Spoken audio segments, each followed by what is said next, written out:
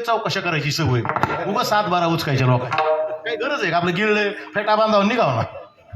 मी म्हणलं बाबा तुम्हाला मुलं किती आहेत? म्हणला 3. म्हणलं काय करतात? म्हणला पहिला इंजिनियर आहे, दुसरा डॉक्टर आहे, म्हणलं तिसरा म्हणजे मात्र खालीच बघायला लागलो आणि मातीने असा अंगठ्याने माती उकरायला लागलो. म्हणलं बाबा सांगा ना तिसरा मुलगा काय करतो? बोलूच ना. आणि म्हणलं सांगा ना बाबा तिसरा काय करतो? काय करतोय? मला तो यासारखंच कीर्तन करीत बोलतो थिंडतो. म्हणजे काय कीर्तन करणार तरी काय लोक चांगलं म्हणतात असं तुम्हाला वाटतं का? विठाला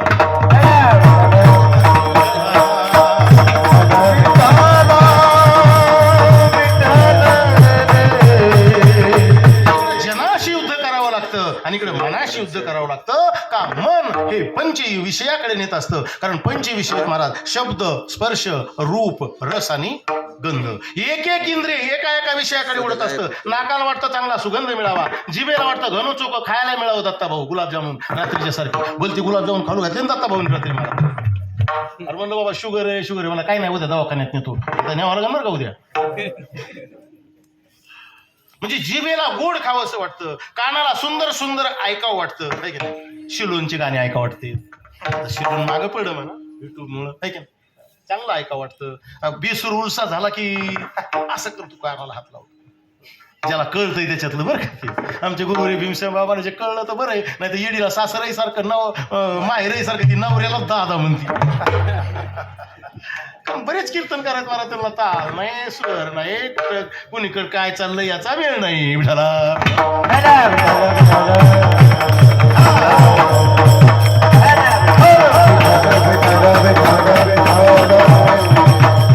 खरं सांगू का कीर्तनकार भोक्ता असावा लागतो गायकाचा. लक्षात आलं का? कीर्तनकार भोक्ता असावा लागतो मृदंगाचार्याचा. तेव्हा मृदंगाचार्याचं आणि गायकाचं कौतुक होत असतं. लक्षात ठेवा कौतुक होत असतं. अरे असा हिरा जन्माला यायला आईची कूस पवित्र असली पाहिजे. कूस पवित्र अशी हिरे जन्माला येण्याकरता महाराज सोपी गोष्ट नाही. करोडो लोकांमध्ये उभा राहून गायचंय. विठाला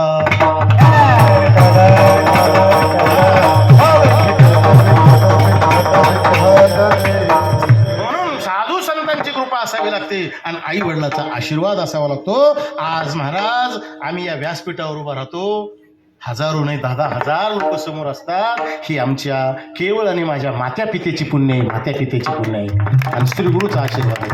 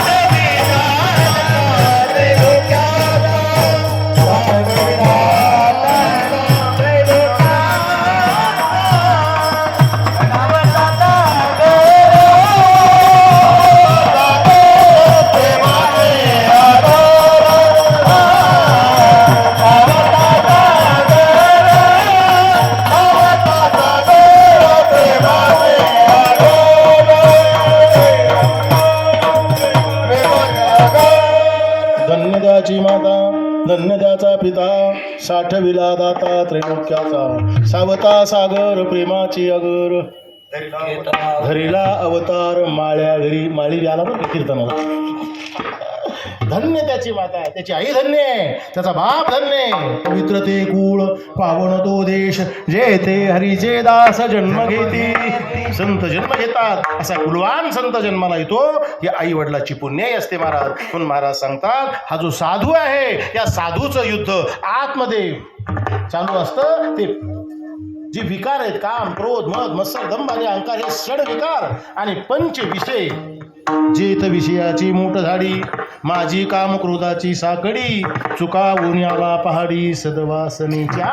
ज्ञानोबराय गोड लिहितात. ज्ञानोबराय म्हणतात, अरे राजा हो, असा जो साधू आहे, या सर्व शर्व विकाराला पूर्ण करतो, म्हणून ते झुंजार असतात. म्हणून झुंजार ते एक विष्णुदास जगी, पाप पुण्यांगी नातळी त्या. त्यांना पापही लागत नाही आणि पुण्यही लागत नाही. का लागत नाही? तुकमने आम्ही झालो अग्निरूप, तुकमने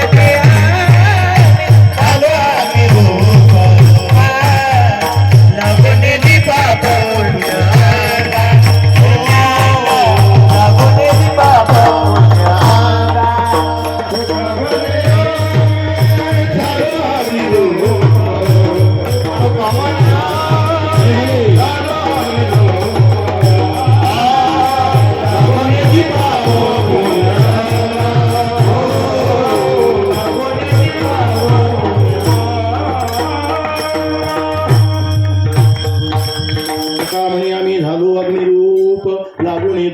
पुण्य. आम्ही पापही लागू देत नाही आणि पुण्य.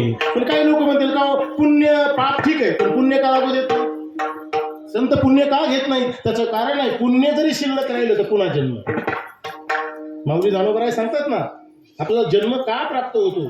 ठीक आहे ना, म्हणजे गोड ज्ञानेश्वरी तू आली ज्ञानोबरायची. ज्ञानोबराय म्हणतात, आपला जन्म प्राप्त होण्याचं कारण सांगताना महाराज म्हणतात, तुमचं पुण्य शिल्लक राहिलं तर तुम्हाला जन्माला आगा कर्मी जै उरावे, तीही सुखदुःखी फळावे, तया ते भोगा यावे देहा. कीर्तनकारांनी ज्ञानेश्वरीतल्या ओव्या सांगितल्या पाहिजे. नुसती पिक्चरची गाणी म्हणायची नाही, आई माझा माईचा सागर. काय सध्या कीर्तनकारांनी कीर्तनाचं वाटुळं केलंय महाराज. बरं का, पत्रकार नोंद घ्या. एवढं या युवा कीर्तनकारांनी एवढं कीर्तनाचं वजं वाटुळं करून टाकलं, एवढं वजं वाटुळं करून टाकलं, वारकरी संप्रदायाची शिस्तच बिघडून टाकली.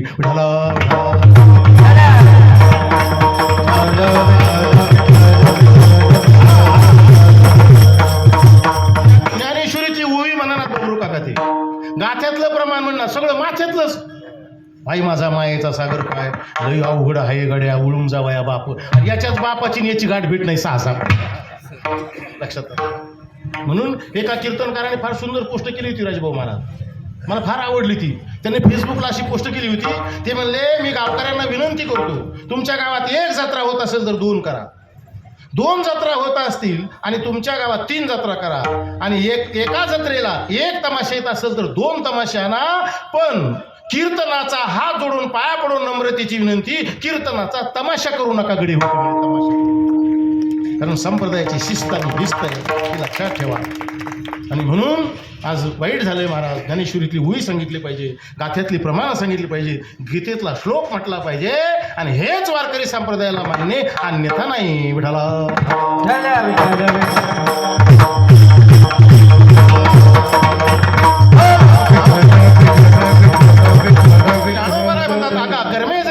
ती सुखदुःखी फळावे, तया ते भोगाया यावे देहा एका. म्हणून पुण्य जरी शिल्लक राहिलं तर तुम्हाला जन्म प्राप्त होतो. म्हणून संत लागू निधी पाप पुण्यांगा. मग हे पापन पुण्य तरी का लागत नाही? अभंगाचं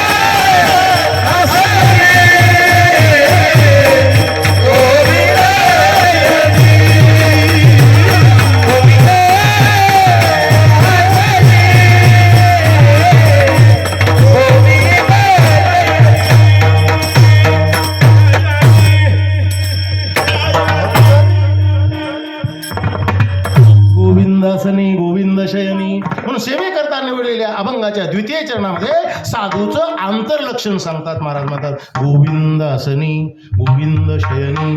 याचा अर्थ काय? गोविंद आसनी म्हणजे बसल्यानंतर भजन चालू आहे त्यांचं. कसं भजन आहे? नारायण नारायण श्रीमन नारायण नारायण नारायण नारायण श्रीमन नारायण हो. आम्ही भजनी मंडळी सगळे पुढे म्हणू, पुरुष मंडळी त्याच्या मागं म्हणायचं आणि त्याच्या पाठीमागं महिलांनी म्हणायचं. तुमचं भजन पटलं तर कीर्तन सुटलं, नाही तर तांबडं फुटलं. गोड भजन करायचं सगळ्यांनी, कारण भजन हेच खरं कीर्तन आहे.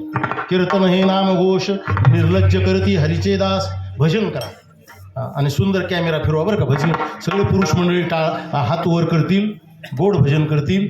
महिला हात वर करू नका. सर्वांना कैद करणार आहे कॅमेरा आणि गोड भजन होणार आहे.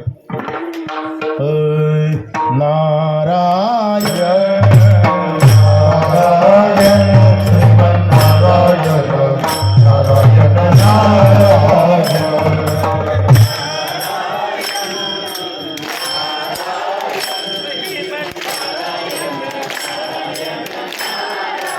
महिला मंडळ मोकळं मोकळं म्हणा.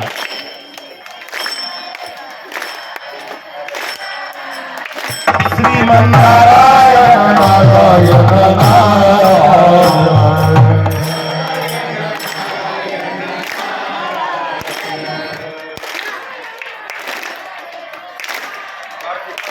भजमन नारायण नारायण नारायण.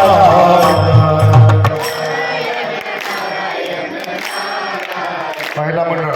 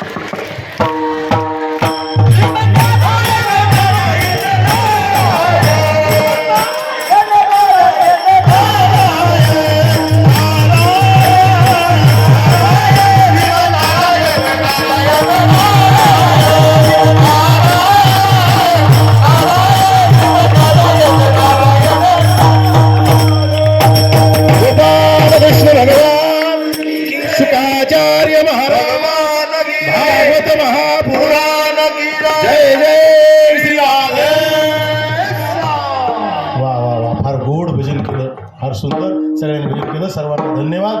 पण खरं सांगा, सगळ्यात आवाज गोड कुणाचा आला? तिकडचा आहे, कारण त्या बिचाऱ्या गोवा खात्यात, गुटखा खात्यात, आपल्या गुरकायला का काय गोड भजन केलं. एकदा संप्रदायाच्या नियमाप्रमाणे सर्वांनी हाताने टाळी, मुखाने भजन करा. माझा वेळ संपलेला. ढोब्बार कुमार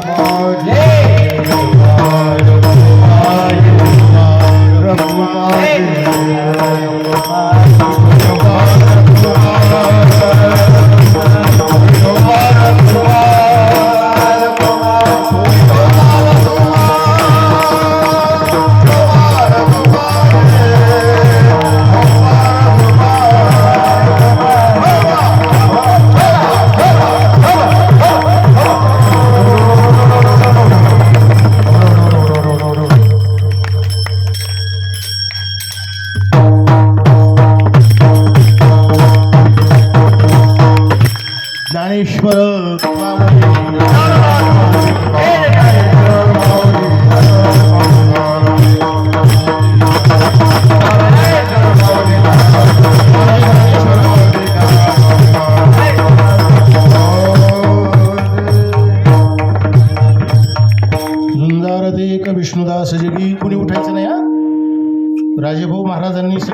भाषा सांगितल्याशिवाय कुंडलिक वरदा झाल्याशिवाय कुणी उठायचं नाही. झुंजारते एक विष्णुदास जगी पाप पुण्यांगी नातळे त्या गोविंदासनी गोविंद शयनी गोविंद त्या मनी बैसलासे. जगद्गुरु संत श्रेष्ठ श्री तुकाराम महाराज या अभंगाच्या द्वारा पहिल्या चरणात लक्षण सांगितलं, दुसऱ्या चरणातही साधूचं लक्षण सांगितलं, आंतरलक्षण सांगितलं, बाह्य लक्षण तिसऱ्या चरणामध्ये. कोणतं? ऊर्ध्वपुंड्रभाळ, कपाळाला गंध लावला पाहिजे बरं का. हे फार महत्वाचं आहे बरं का. या संस्काराची आज गरज आहे दत्ताभाऊ. कपाळाला गंध लावला पाहिजे. आता कीर्तन करायलाच गंध लावण्याचा गंध राहिला नाही, ते या इथं लावतात भोवयामध्ये. पण ऊर्ध्व सांगितला, ऊर्ध्व पुंड्रभाळ. पण काही लोक गंध लावित नाहीत बरं का पत्रकार बंधू, स्वतः लावित नाहीत आणि दुसऱ्याचा ठेवीत नाही. एखादा जर असं लांबलच गंध असला ना तर आला रे मोरांगे, काय नावं ठेवतील सांगता येत नाही महाराज. म्हणजे सांगायचा सारांश महाराज म्हणतात हे लक्षण आहे साधूचं, हे बाह्य लक्षण आहे. बाह्य लक्षणाची गरज काय?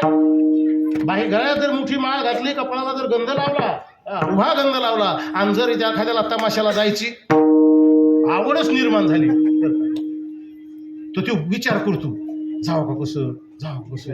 आणि गेलो तर लोक काय म्हणतील मला, माझ्या तर कपाळाला दांडगा गंध आहे. अहो ते निघालेलं माघारी फिरत पवार महाराज. म्हणून बाह्य लक्षणाची सुद्धा गरज आहे. नाही काही लोक म्हणजे काय गरज आहे बा त्याची, पॅन्ट घातली काय, टी शर्ट घातला काय, म्हणजे ही हापचड्डीवरच कीर्तन. तसं नाही, संप्रदायाची शिस्त आहे. धोतरच असलं पाहिजे बरं का महाराज. ज्यांना ते आलं ना म्हणून धोतरच घातलं पाहिजे कीर्तनकाराने आणि कपाळाला उभा गंध लावला पाहिजे. ऊर्ध्वपुंड्रभाळ, कंठी शोभे माळ, कापी जे कळी काळ तया भिनी. याच्यावरही खूप चिंतन आहे पण वेळ संपलेला आहे आपला. कापी जे कळी काळ तया भिनी गोविंदासनी गोविंद शयन गोविंद त्या मनी बैसलाशी. तुका म्हणे शंख चक्राचे शृंगार, तुका म्हणे शंख चक्राचे शृंगार, नाम अमृतसार मुखा माझी गोविंदासनी गोविंद शयनी गोविंद त्या मनी बैसलासी. जर काही या अभंगाचं तात्पर्य असेल, आपण मानवी देहाला प्राप्त झालेलो आहोत. आपण एकच केलं पाहिजे, गळ्यामध्ये पवित्र अशी तुळशीची माळ घातली पाहिजे. गळ्यामध्ये पवित्र अशी तुळशीची माळ घातली पाहिजे. रामकृष्ण हरी मंत्राचा जप केला पाहिजे. एकादशी उपवास केला पाहिजे. आळंदी, पैठण, पंढरपूर सारख्या क्षेत्राची वारी केली पाहिजे. ज्ञानेश्वर महाराजांची ज्ञानेश्वरी, तुकाराम महाराजांची गाथा आणि नाथ महाराजांचं भागवत अशा सद्ग्रंथाचं वाचन, मनन, निधिध्यासन करून जीवनाचं कल्याण करून घेतलं पाहिजे. वाईट दिवस आहे, धकाधकीचा काळ आहे, केव्हा काय होईल सांगता येत नाही. महाराज म्हणतात कोण दिवस येईल कैसा आणि नाही देहाचा. हात जोडून पाया पडून नम्रतेची विनंती, ज्यांच्या गळ्यात माळी नाही ते पवित्र अशा तुळशीच्या माळी घाला. गोवा, मावा, गुटखा, मटका याचा लय मोठा फटका आहे पण माणसाचा चटका जात नाही. अशोक महाराज काय करा. म्हणून व्यसन करू नका, व्यसनांध बनू नका, व्यसन दूर ठेवा, व्यसनापासून दूर राहा आणि आपली नवी पिढी जतन करा. महाराज त्यांच्यावर आज संस्काराची गरज आहे. आपण जर व्यसन नाही केलं आपली पुढची पिढी व्यसन करणार नाही. म्हणून लक्षात ठेवा, व्यसन करू नका, व्यसनापासून दूर राहा, ज्ञानेश्वरी गाथा वाचा आणि जीवनाचं कोट कल्याण करून घ्या. आणि त्यातली त्या तरुण मुलांकरता सांगू का, ज्यांची लग्न झाली नाही त्यांच्याकरता एक गुड न्यूज सांगतो.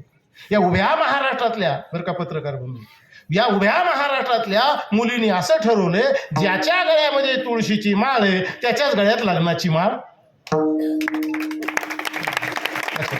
आणि सांगून ठेवतो मुलींना सुद्धा, मुलींनो तुम्हाला जर एखादा मुलगा बघायला आला तर त्याचं तोंड बघू नका, त्याच्या पायाकडे बघू नका, त्याच्या कलरकडे बघू नका, त्याचं फक्त गळ्याकडे लक्ष द्या. त्याच्या गळ्यात माळ असली तर बापाला सांगायचं, पप्पा मला माझं याच्याशी लग्न करा, नसता मला एखादा अडाणी शेतकरी मालकरी असला तरी चालेल.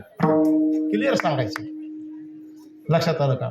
आणि आम्ही सगळ्या कीर्तनकारांना सांगून सांगून काकाजी काय झालं, मुलींनी असा अख्ख्या महाराष्ट्रातल्या मुलींनी असा निर्णय घेतला, ज्याच्या गळ्यात तुळशीची माळ आहे त्याच्याच गळ्यात लग्नाची माळ घालायची. म्हणून ज्यांच्या गळ्यात माळी तेवढ्याचे लग्न होते, बाकीचे सगळे म्हाताऱ्या मुसुला सोडून द्यावं लागेल.